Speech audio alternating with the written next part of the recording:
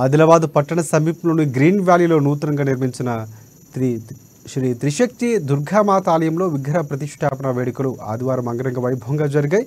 శ్రీరామచంద్ర గోపాలకృష్ణ మఠాధిపతి యోగానంద సరస్వతి కార్యక్రమంలో పాల్గొని ప్రత్యేక పూజలు నిర్వహించారు. వేద పండితుల ప్రవీణ్ శర్మ నేతృత్వంలో వేద పండితులు వేద మంత్రాల నడుమ పూజారి క్రతువులు పూర్తి చేశారు. శ్రీ గణపతి ఆంజనేయ శ్రీ దుర్గామాత నవగ్రహ యంత్ర శిఖర విగ్రహ ప్రతిష్ఠ మహోత్సవం, మహాపూర్ణాహుతి, కుంభాభిషేకం, మంత్రపుష్పం, హారతి తదితర పూజాది క్రతువులు నిర్వహించారు. భారీ ఎత్తున హాజరైన భక్తులతో ఆలయ ప్రాంగణం కిక్కిరిసి కనిపించింది.